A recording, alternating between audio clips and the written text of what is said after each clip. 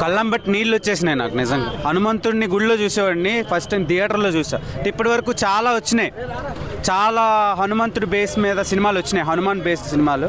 కానీ first time నేను చాలా ఇంపాక్ట్ అయ్యాను అనమాట. ఇప్పుడు తిరుపతికి వెళ్ళి మనం వెంకటేశ్వర స్వామిని చూస్తే ఎలా ఒకసారి వైబ్రేషన్ వస్తుందో అలాంటి వైబ్రేషన్ వచ్చింది. ఒక వైబ్ అంటే ఆ రోజుల్లో రాఘవేంద్రరావు గారు క్రియేట్ చేసేవారు అలాంటి వైబ్ని, అన్నమయ్య అలాంటి సినిమాలతో. అండ్ ఒక 25 ఏళ్ళ తర్వాతలా హనుమాన్తో మళ్ళీ రీక్రియేట్ చేశాడు Prashanth Varma. Mark my words, Prashanth Varma will be the biggest name, will be soon అనమాట. అంటే ఇండియాలోనే చాలా పెద్ద పేరు అవుతుంది, బాగా వినబడే పేరు అవుతుంది. రాసి పెట్టుకోండి, ఈ సినిమా చాలా రికార్డ్స్ క్రియేట్ చేస్తుంది. అట్ ది సేమ్ టైం హనుమాన్ని చూపించే ఆ గ్రాఫిక్స్ కానీ, విఎఫ్ఎక్స్ కానీ, ఎస్ఎఫ్ఎక్స్ కానీ అల్టిమేట్ అనమాట, అనదర్ లెవెల్లో ఉన్నాయి. అంటే నేను ఏదో పొగుడుతున్నట్టు కాదు, కానీ టు బి ఫ్రాంక్ నేను లోపల నుంచి ఫీల్ అయ్యాను. సో ఈ సినిమాలో చాలా సూపర్ హీరోలా చూపించారు కదా తేజ సజ్జని, మరి రియాలిటీలో జనాలు యాక్సెప్ట్ చేస్తారా? డెఫినెట్గా జనాలకి లాజికల్ కంటే మ్యాజిక్లే ఇష్టం. సో మ్యాజిక్లు ఇష్టపడే ప్రతి ఒక్కరికి ఈ సినిమా బ్లాక్ బస్టరే. ప్రతి సంక్రాంతికి మొగుళ్ళు వస్తారు అని అంటారు కదా, ఈసారి దేవుడు వచ్చాడు. దేవుడు వచ్చాడు. సో ఇందులో లైక్ గ్రాఫిక్స్ కానీ, డిఓపి వర్క్స్ కానీ ఇవన్నీ ఎలా ఉన్నాయి? అండ్ మ్యూజిక్ బ్యాక్గ్రౌండ్ స్కోర్ ఎలా ఉంది? Top notch.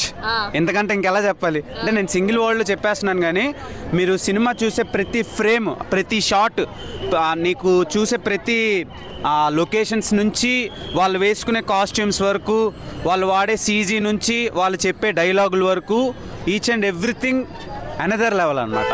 అంటే మనం చిన్నపిల్లలతో వెళ్ళి చూసే సినిమాలు రీసెంట్ టైమ్స్లో ఎక్కువ లేవు, అన్ని అడల్ట్ కంటెంట్ సినిమాలు, బోల్డ్ సినిమాలు వచ్చినాయి. చాలా రోజుల తర్వాత క్లీన్ అండ్ క్లియర్గా ఫ్యామిలీ మొత్తం కలిసి కూర్చొని ఎంజాయ్ చేసే సినిమా.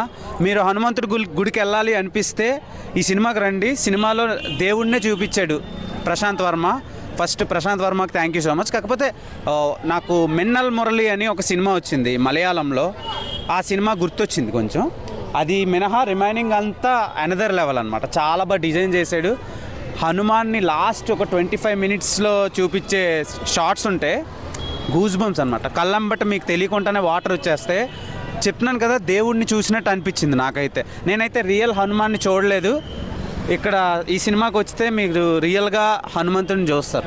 సో గట్టి పోటీ చేస్తున్నాడు ప్రశాంత్ వర్మ హనుమాన్ తోటి. గట్టి పోటీ కాదు, భయపడతారు. ఈ సినిమా చూసిన తర్వాత రిమైనింగ్ సినిమా వాళ్ళు తప్పకుండా భయపడతారు. అంటే నేను అనుకున్నా, ఇంత పెద్ద సినిమాలు వస్తున్నాయి కదా, దానికి పోటీ ఎందుకు వెళ్తున్నాడు, రిస్క్ ఎందుకు చేస్తున్నాడు అని అనుకున్నా.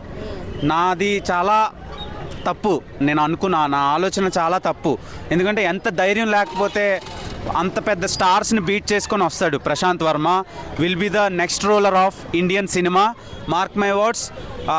ఒక ఎంత బడ్జెట్ ఉంటే అంత. ఆదిపురుష్ అని ఒకటి వచ్చింది, ఆ సినిమాని ప్రశాంత్ వర్మకి ఇచ్చుంటే ఈ పాటికి బాహుబలి రికార్డ్స్ కాదు కదా, ఇంకొక 5,000 crores మార్క్ని క్రియేట్ చేస్తుండే. నేను చాలా ఫీల్ అవుతున్నాను. ప్రశాంత్ వర్మ నిజంగా ప్రభాస్ వీళ్ళిద్దరు కాంబోలో ఒక సినిమా వస్తే చూడాలని ఉంది. అండ్ మనం ప్రశాంత్ నీల్ సినిమాలని ఎంత బాగా ఎంజాయ్ చేస్తున్నామో, ప్రశాంత్ వర్మని కూడా మనం ఫ్యూచర్లో ఇంకా బాగా ఎంజాయ్ చేయబోతున్నాం. తర్వాత ప్రశాంత్ వర్మది నెక్స్ట్ ఈ ప్రాజెక్ట్ కంటిన్యూటీ ఉంది. జై హనుమాన్ అంటే హనుమాన్ సీక్వెల్ జై హనుమాన్. చాలా బాగా ఎంజాయ్ చేస్తారు. పిల్లలతో డెఫినెట్గా చూడండి. సంక్రాంతికి టికెట్లు దొరకకపోతే వెయిట్ చేసి మరీ చూడండి, చాలా బాగా ఎంజాయ్ చేస్తారు. Varalaxmi Sarath Kumar and villain role play చేసిన వాళ్ళ క్యారెక్టర్స్ ఎలా ఉన్నాయి? హీరోయిన్ క్యారెక్టర్ ఎలా ఉంది? బేసిక్గా చాలా సినిమాల్లో మదర్ సెంటిమెంట్లు, బ్రదర్ సెంటిమెంట్లు, డాటర్ సెంటిమెంట్లు చూపిస్తారు. ఈ సినిమాలో సిస్టర్ సెంటిమెంట్ని చాలా బాగా చూపించారు. అంటే మీకు అన్ని ఎమోషన్స్ ఉంటాయి ఇందులో. ఈ సినిమాలో పిల్లలు చాలా బాగా ఎంజాయ్ చేస్తారు. అదే ఒక 5 years కిడ్ నుంచి ఒక 60 years ఓల్డ్ పీపుల్ వరకు అందరూ బాగా ఎంజాయ్ చేసే సినిమా. ఫ్యామిలీతో కలిసి చూడండి, పిల్లలకి చూపించండి. అంటే మీ చుట్టుపక్కల ఎవరైనా చూడలేని వాళ్ళు ఉంటే వాళ్ళకి సినిమాని మీరు చూపించండి, డబ్బులు పెట్టి చూపించండి, మీకు పుణ్యం వస్తుంది. అంత బాగుంది సినిమా. ఇంకేం చెప్పగలం ఇంతకంటే, నేను ఇంకేం చెప్పను.